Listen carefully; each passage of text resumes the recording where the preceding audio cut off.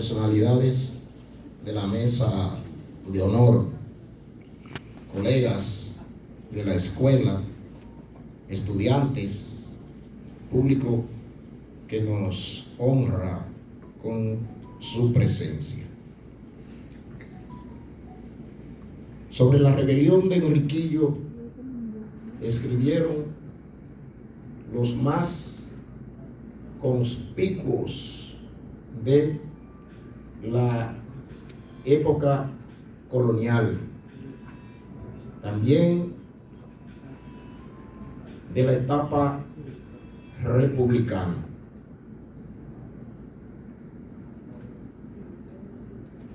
Los aportes de los cronistas lo reseña en su obra Rebelión del Bauruco, Manuel Arturo Peñavalle. Ya en la etapa republicana, Manuel de Jesús Galván calzó la novela histórica en Enriquillo, 1789 y 1882, la edición completa. Estas obras y otras constituyen fuentes obligatorias en las que han tenido que alambicarse los y las investigadoras de los distintos momentos y los estudiosos del tema.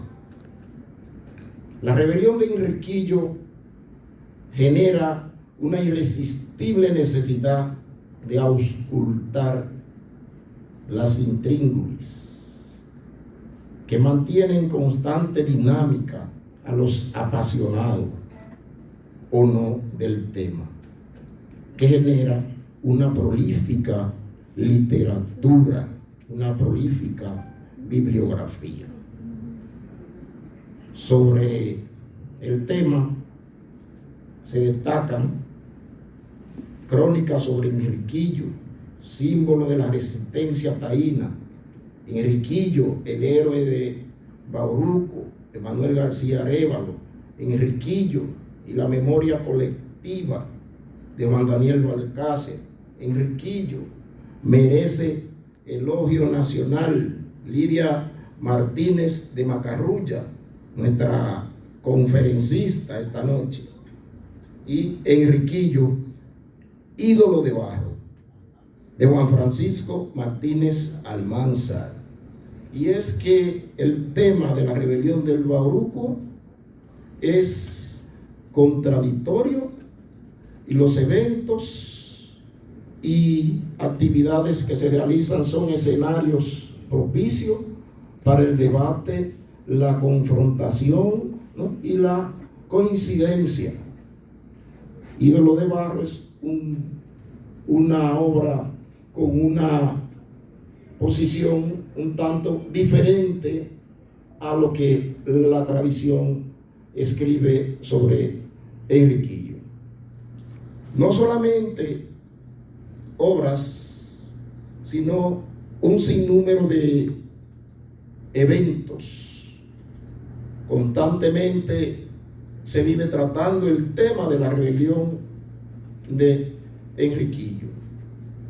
Y este evento, esta actividad, es una muestra de ello, para el que contamos con una de las personas que se mantiene en constante búsqueda, no solamente de las fuentes, ha superado la búsqueda de las fuentes escritas, documentales, y ha pasado hasta el plano arqueológico, con algunos estudios sobre el destino final del héroe del Bauruco.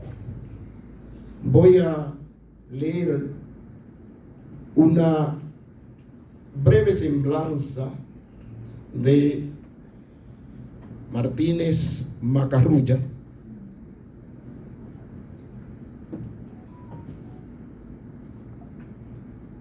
leo una breve semblanza de Martínez Macarrulla, pero que la consideramos suficiente para convencer, para ilustrar, para orientar lo que esta noche nos acompaña. La escritora Lidia Martínez de Macarrulla nació en San Francisco de Macorís. Su madre, educadora, sembró en ella desde pequeña su amor por la literatura, escribiendo desde entonces pequeños cuentos y poemas.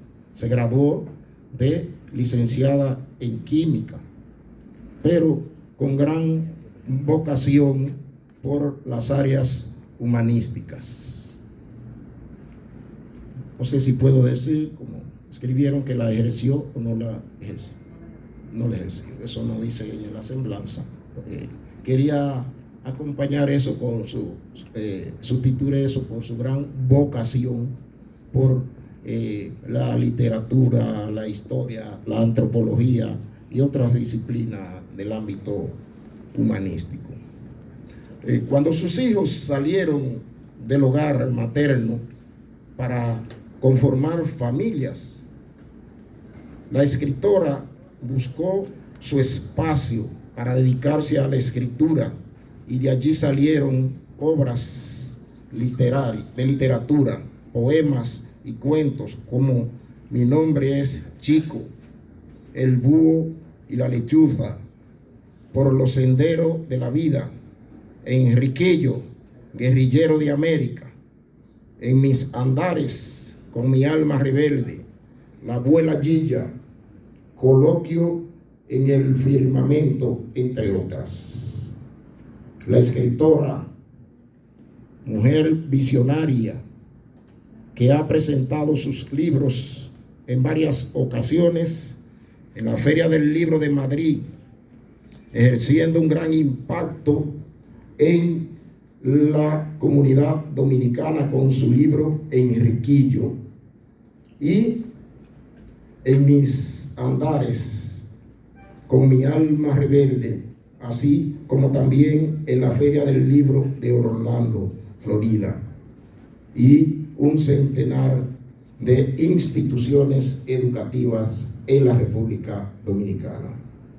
Sus escritos llevan mensajes de reflexión y van llenos de historia de la vida real que buscan contribuir de manera positiva, denunciando hechos que entretienen, laceran a nuestra sociedad. Señora Martínez de Macarrulla, este escenario es suyo.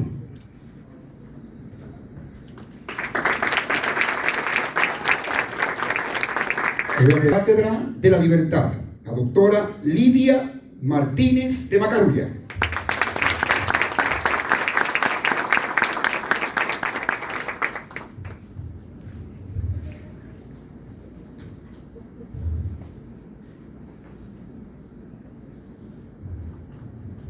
Muy buenas noches.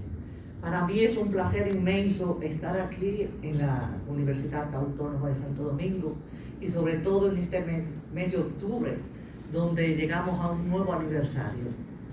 El motivo de mi visita aquí, de mi presencia, es la recuperación de la memoria histórica de nuestro gran cacique taíno Enriquillo.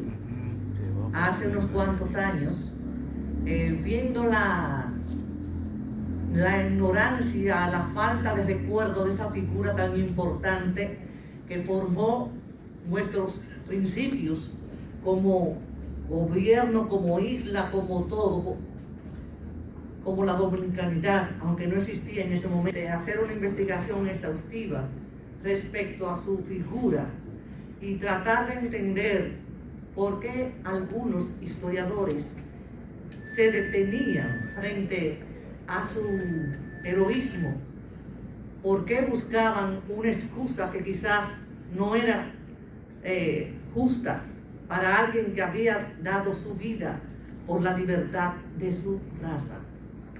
Hoy quiero comenzar diciéndoles cómo comenzó desde el año 1492 la existencia de esta isla, el conocimiento, porque ya existía y las pruebas arqueológicas así lo han demostrado.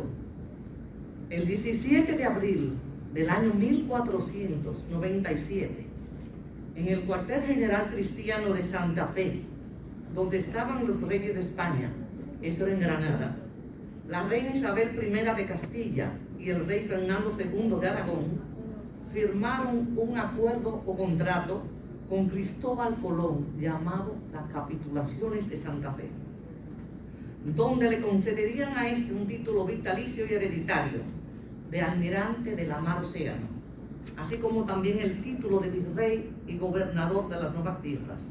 Aparte de eso, un 10% de todas las riquezas que se obtuvieran de la empresa que se llevaría a cabo. El objetivo principal sería la búsqueda de una ruta comercial para llegar a la India, Asia, en busca de especias que eran muy solicitadas en Europa en ese tiempo. Se debía buscar una nueva ruta a la India porque la que se estaba usando, la que se usaba, estaba bloqueada por la toma de Constantinopla por los turcos, quienes controlaban el tráfico de barcos por el Mediterráneo. De ahí comenzó la llegada de aquellos invasores que se hicieron dueños después de todo un continente. En su proyecto, Cristóbal Colón proponía navegar hacia el oeste del Océano Atlántico, siendo rechazado su propuesta por varios países e incluso 2 veces fue rechazado por los gobernantes españoles. Pero en ese momento ya los árabes se habían logrado sacar de la península ibérica y los reyes españoles aceptaron su proyecto. No se mencionó en ningún momento que se debía evangelizar. Solo se habló de obtener riquezas. Después de saberse los resultados de la expedición de Cristóbal Colón en su primer viaje, el viaje descubridor de un mundo desconocido para ellos, porque existía y las investigaciones han demostrado que tenían miles de años, los reyes de España buscaron legalizar jurídicamente la incorporación de las Indias al reino de España. Las bulas del Papa Alejandro VI otorgaron a Castilla el derecho a conquistar las tierras que encontraran, que no pertenecieran a ningún príncipe cristiano, con la obligación de evangelizar. Fue una bula de donación a los reyes de España. Así comenzó, así comenzó esta odisea llena de aventuras, buenas para unos, catastróficas para otros, los habitantes de América. El 12 de octubre de 1492, Cristóbal Colón llegó a las Islas Lucayas, como se les decía en ese entonces, pero que hoy son las Islas Bahamas, Caicos e Islas Turcas. Específicamente llegó a la isla que sus habitantes llamaban Guananí. Él la llamó San Salvador, porque recordarán que el viaje descubridor vino lleno de tormentas y los mismos navegantes que venían con Cristóbal Colón querían lanzarlo al mar. O sea, bajo muchas estrategias que él tuvo que crear, llegaron hasta ese punto donde vieron una luz y Rodrigo de Triana dio el grito de tierra. Habían llegado a Guananí. Él la llamó San Salvador. Ya ustedes saben por qué. De allí pasaron a las costas de Cuba y luego tomaron una ruta hacia el este, llegando a la costa norte de nuestra isla. Llegó con 3 naves, 2 carabelas conocidas con el nombre de la Niña y la Pinta, comandada por los hermanos Pinzón, que ustedes saben que eran unos navegantes muy conocidos del puerto de Pargo, en España. Había una tercera nave que era mucho más fuerte, una nao que era comandada, capitaneada por el propio Cristóbal Colón. Llegó por la zona del cacique Guacanagarix, cacicazgo de Mariel. La isla estaba dividida en 5 cacicazgos o reinos. Marién, gobernado por Guacanagarix. Magua, gobernado por Guarionex. Maguana, gobernada por Valiente Caonabo. Jaragua, gobernado por Boechío y a su muerte por la Anacaona, la reina Anacaona. E Higüey, gobernado por Cayacoba. El cacique era el jefe mayor, era un rey. Los cacicazgos estaban subdivididos en nitainatos. Los nitaínos eran como especie de príncipes. Si los caciques eran reyes, los nitaínos eran guerreros, casi siempre descendientes de los caciques, y ocupaban como una especie de municipio llamados nitainatos en aquel momento.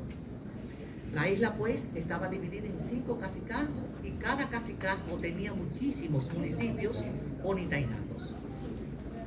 Con mucho poder estaban también los curas, que educaban a los hijos de los caciques y le enseñaban a la gente muchísimas cosas, mencionaban historias, contribuían a los eventos, a reseñar los eventos que se cantaban en los areitos.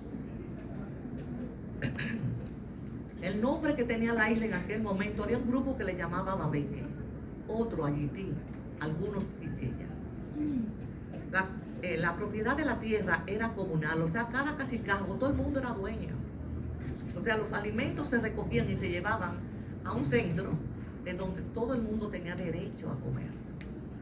El poder de los caciques se crecía por lo religioso. Ustedes saben que había un evento que se llamaba la Cooba, donde el cacique se limpiaba, vomitaba y después en conversaciones con el semí recibía muchísimas informaciones de lo que podía pasar en una guerra, e inclusive salió de ahí la versión de que vendrían ángeles bajados del cielo, que eso trajo confusión cuando la gente de Guacanagarix vio esas naves que llegaban tan grandes para ellos, porque lo que usaban eran canoas. Las canoas eran hechas como barcos hechos de un solo tronco, que se montaban, habían bien largas, pero jamás comparado con una de las carabelas que trajo Cristóbal Colón. Entonces, cuando ellos vieron a Cristóbal Colón, creyeron que eran los ángeles que decía la leyenda, ángeles que bajaban del cielo.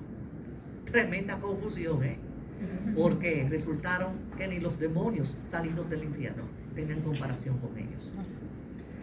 Cristóbal Colón encontró en la isla gente pacífica que no tenía desarrollo militar.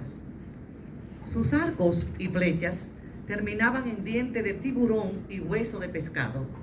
Según él decía, había encontrado la gente de sonrisa más hermosa, más dulce, un verdadero paraíso terrenal. Pero esa impresión no impidió que la codicia creciera día por día, siendo esta causa no directa de la enorme disminución de la etnia, que le abrió sus brazos como si fueran en verdad ángeles del cielo. Debe quedar claro que Cristóbal Colón, con toda la belleza que encontró en los nativos, se convirtió en el primer esclavista de América. Las niñas de 9 y 10 años eran la mercancía más vendida. Desapareció su organización social, política y económica, que fue sometida a un sistema de explotación sin límites. Las familias fueron separadas, sacándolas de los pueblos en los cuales habían nacido y crecido, para ponerlos donde fuera conveniente para el colonizador. El mundo de nuestros aborígenes cambió de blanco a negro. Se fueron los tiempos de correr tras las mariposas, de los areitos, de los poemas de Anacaona. Se silenciaron las voces de los nativos. Sus maravillosas sonrisas se convirtieron en muecas de hechos fehacientes producidos por el dolor de una etnia. Se produjo la desaparición de un paraíso terrenal. En América, la supervivencia de cultura, valores y tradiciones solo quedaron en los pueblos que tenían un nivel de desarrollo superior, con fuerzas productivas más desarrolladas y un nivel demográfico alto. El caso de los aztecas en México y los incas en Perú. Pero en sentido general, fue una guerra sangrienta donde los españoles mostraron sus experiencias en las guerras y las crueldades aprendidas. Además de que estuvo acompañada de un colosal despojo de los recursos naturales de los pueblos indígenas por parte de las fuerzas invasoras. En palabras del político y escritor Juan Bosch, en su obra de Cristóbal Colón a Fidel Castro, El Caribe, frontera imperial, la conquista del Caribe se limitó durante 15 años a la isla española y a su organización como extensión de España. Fue después de este tiempo que se conquistaron otros territorios de las Antillas y de la tierra firme. Los nativos de Quisqueya se llamaban taínos, hombres buenos, descendientes de los arahuacos venidos desde el Orinoco hasta los dos archipiélagos que conforman las Antillas mayores y menores. Surge Guarocuya, que aquí a veces hay confusión de que Enriquillo no era Guarocuya. Bueno, pues, el padre de las Casas, que fue uno de los cronistas que más tiempo duró en contacto con la isla, dice que Enriquillo, su nombre taíno era Guarocuya. Entonces, tomando eso como un hecho, surge Enriquillo como descendiente de los taínos de Quisqueya. Dicen que venía de la familia de Caunabo y de Anacaona. Este estuvo presente como un niño de 5 o 6 años en la masacre de Jaragua y que allí fue recogido junto a otros niños de caciques para ser llevado y criado con los curas franciscanos. Fue bautizado en la religión católica y se le puso por nombre Enriquillo, que a la usanza española pasó a ser Enrique, que a la usanza española pasó a ser Enriquillo.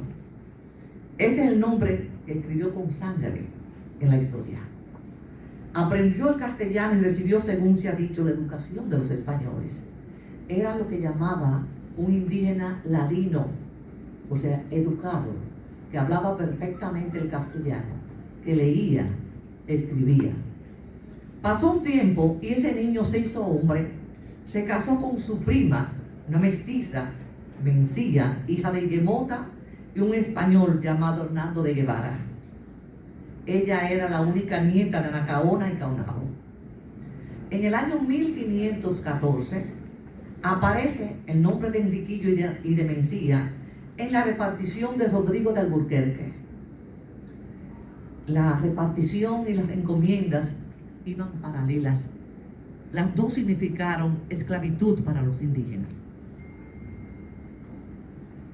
En ese momento, a los 25 encomenderos que había en San Juan de la Maguana, se les repartieron 1.400 indios. Dentro de ellos estuvo Enriquillo. En ese momento del 1514, el censo de la repartición daba como resultado que de los 400, 500,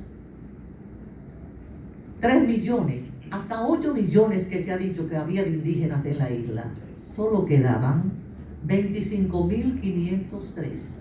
Eso en toda la isla. Eso es lo que dice el censo que se hizo para la repartición de Rodrigo de Alburquerque. La encomienda era un sistema de carácter feudal que recompensaba a los conquistadores con determinados grupos de personas, en el caso del Nuevo Mundo, indígenas, para que les trabajaran a cambio de beneficios como la de evangelización y protección. Porque los indígenas tenían miedo, los indígenas de nuestra isla, porque existían los llamados indios Aribe, que supuestamente comían carne humana, atacaban nuestra isla y asaltaban a los indígenas, a los varones se los llevaban y supuestamente se los comían. A los niños los engordaban para hacer festines con ellos. Las jóvenes eran usadas para reproducir y las señoras mayores eran usadas como esclavos. Entonces, supuestamente las encomiendas que iba a traer esa protección que los indígenas nuestros necesitaban, los indígenas de la isla, y aparte de eso debían ser evangelizados. Pero ¿qué resulta? Que si los indígenas de la isla fuera fueran evangelizados, no podían ser vendidos como esclavos. Eso a Cristóbal Colón y a ninguno de los encomenderos le gustó. O sea, que realmente no se preocuparon por la evangelización del nativo.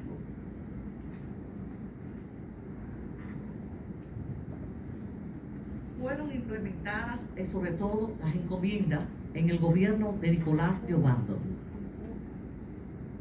lo que implica que desde ahí comenzó una disminución tremenda de la raza existente en la isla.